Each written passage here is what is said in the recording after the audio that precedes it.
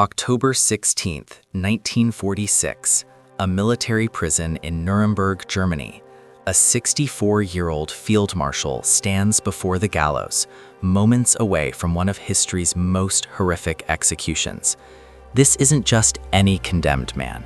This is Wilhelm Keitel, Adolf Hitler's most obedient servant, a man whose signature authorized the deaths of millions.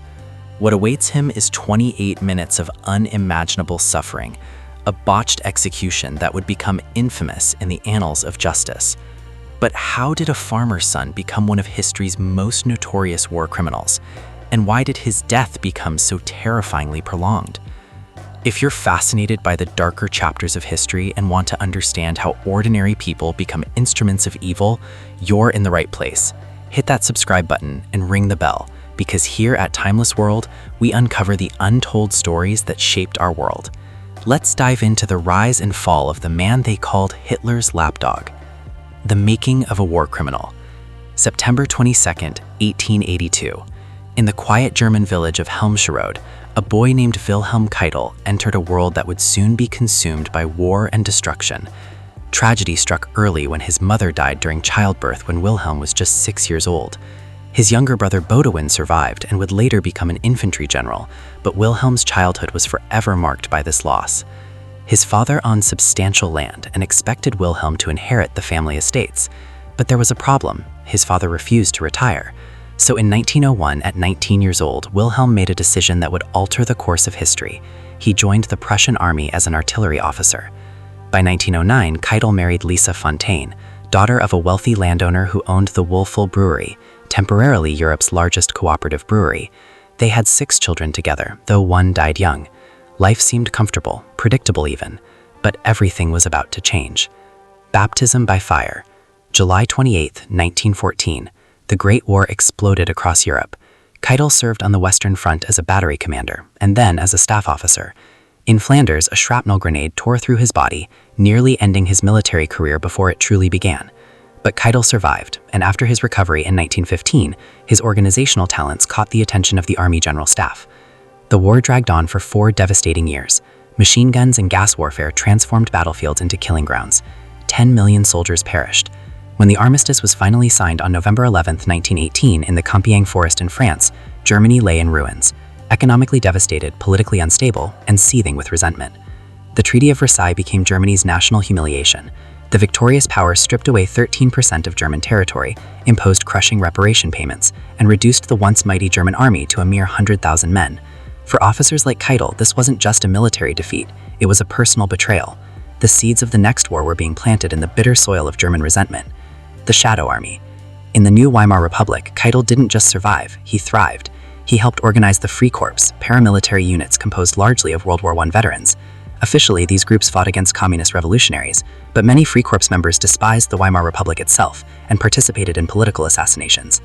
By 1924, Keitel had maneuvered his way into the Ministry of the Reichswehr in Berlin. Working in the Truppenamt, an agency that concealed the existence of Germany's prohibited general staff, Keitel played a crucial role in secretly rebuilding German military power. This was direct violation of the Treaty of Versailles, but Keitel didn't care.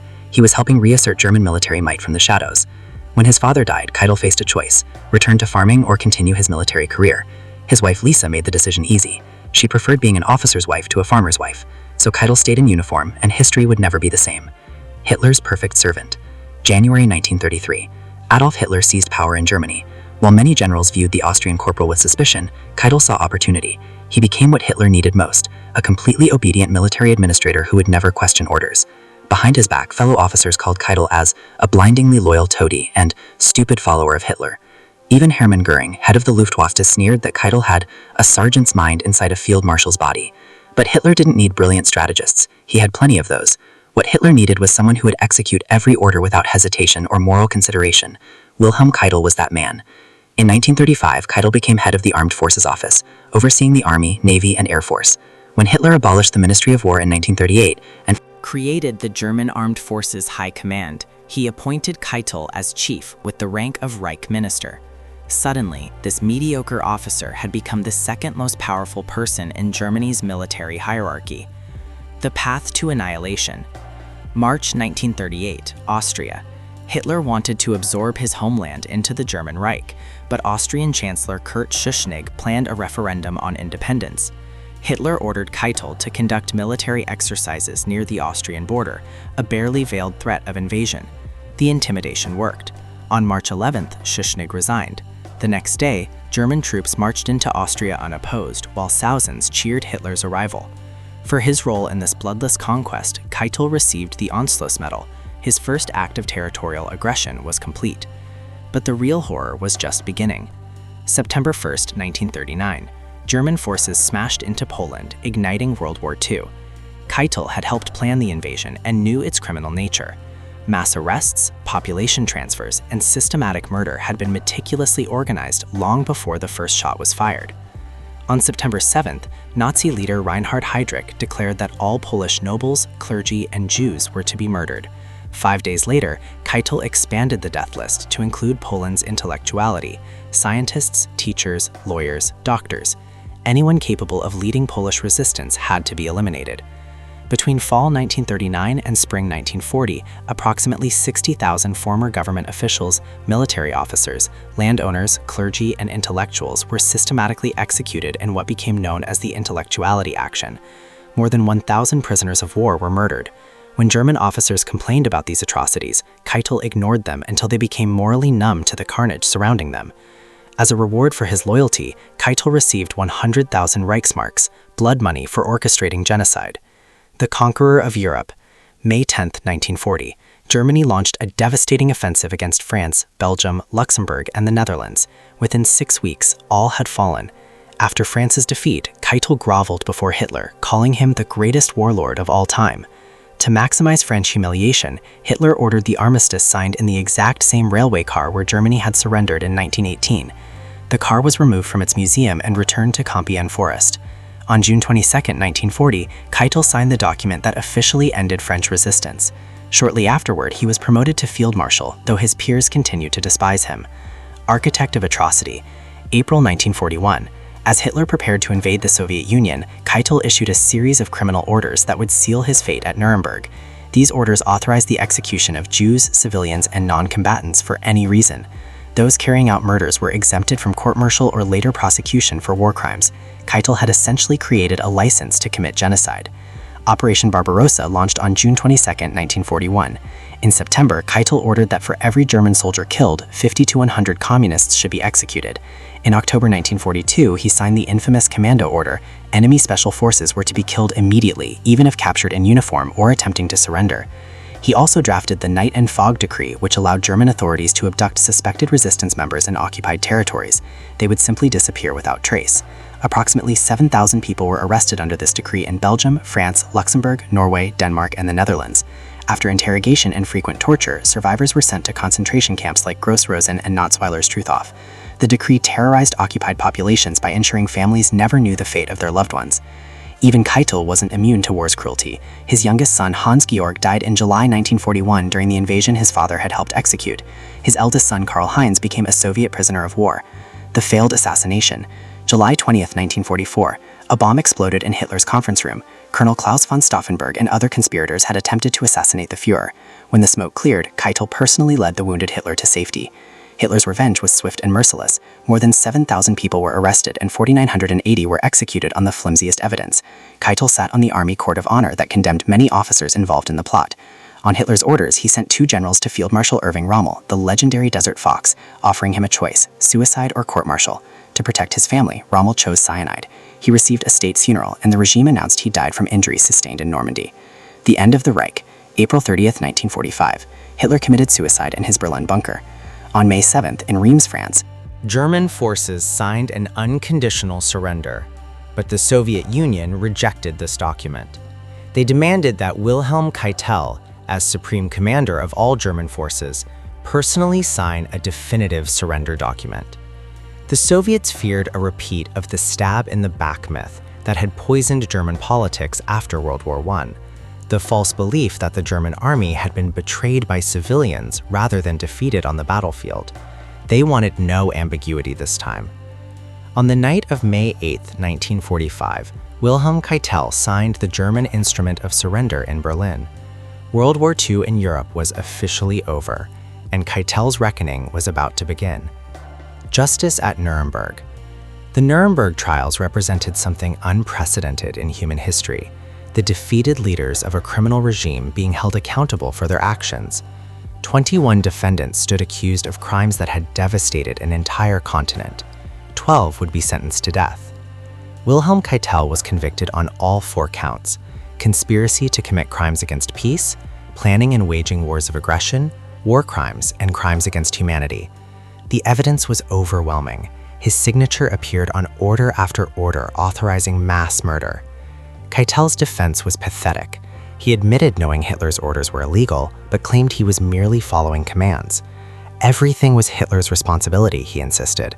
The atrocities had developed step by step without his foreknowledge. He claimed to suffer terrible anguish in his cell, more than anyone would ever know. Prison psychiatrist G.M. Gilbert wasn't impressed.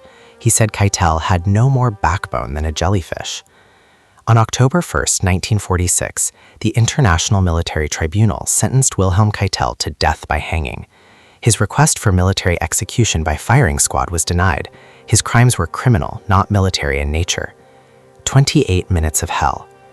October 16, 1946, Keitel's final day began with communion. He told the prison chaplain, "You have helped me more than you know. May Christ my Savior stand by me all the way. I shall need him so much." The executioner was American Army Sergeant John C. Woods, who had no documented pre-war experience as a hangman. Many believe Woods deliberately botched the executions to make the 10 Nazi war criminals he hanged that day suffer prolonged deaths. Woods had constructed the gallows with a trapdoor that was too small and a drop insufficient to snap the condemned men's necks. Instead of instant death, they strangled slowly over several agonizing minutes. For Wilhelm Keitel, it was even worse. He spoke his final words, "I call on God Almighty to have mercy on the German people. More than 2 million German soldiers went to their death for the fatherland before me. I follow now my sons, all for Germany." The trapdoor opened. Because it was too small, Keitel's head struck the sides, causing severe injuries. The drop was insufficient to break his neck. For 28 long minutes, Wilhelm Keitel convulsed at the end of the rope, strangling to death in excruciating agony. He was 64 years old. His body was cremated and his ashes were scattered in the Isar River. There were no tears shed for Wilhelm Keitel. No memorial marks his grave. History remembers him as Hitler's most obedient servant, a man who signed orders condemning millions to death, and who ultimately faced a brutal reckoning for his crimes. The legacy of Nuremberg. The Nuremberg trials established a crucial precedent. Following orders is no defense for crimes against humanity. Wilhelm Keitel's execution demonstrated that even the highest-ranking military officials would be held accountable for their actions. The trials became a warning to future war criminals and dictators. Justice may be delayed, but it will not be denied. Keitel's life shows how ordinary ambition and moral cowardice can lead to extraordinary evil. He wasn't a fanatical ideologue like Hitler or Himmler. He was a career officer who valued advancement over ethics, obedience over conscience. He signed orders he knew were illegal because it was convenient, because it pleased his superior, because it advanced his career. In the end, that moral bankruptcy cost him everything: his reputation, his freedom, and finally, his life in one of history's most infamous executions. The legacy of Nuremberg. The Nuremberg trials established a crucial precedent. Following orders is no defense for crimes against humanity. Wilhelm Keitel's execution demonstrated that even the highest-ranking military officials would be held accountable for their actions. The trials became a warning to future war criminals and dictators. Justice may be delayed, but it will not be denied. Keitel's life shows how ordinary ambition and moral cowardice can lead to extraordinary evil. He wasn't a fanatical ideologue like Hitler or Himmler. He was a career officer who valued advancement over ethics, obedience over conscience. He signed orders he knew were illegal because it was convenient, because it pleased his superior, because it advanced his career. In the end, that moral bankruptcy cost him everything: his reputation, his freedom, and finally, his life in one of history's most infamous executions. The story of Wilhelm Keitel reminds us that evil doesn't always announce itself with dramatic pronouncements. Sometimes it arrives in the form of a bureaucrat signing papers, a general following orders, an ordinary person choosing career over conscience. If this deep dive into one of history's darkest chapters resonated with you, subscribe to Timeless World right now. We bring you the untold stories, the uncomfortable truths, and the historical lessons that still matter today. Hit that like button, drop a comment about which historical figure we should cover next, and share this video with anyone who believes understanding the past is essential to protecting the future. Remember, Those who forget history are doomed to repeat it. Thanks for watching, and we'll see you in the next episode of Timeless World.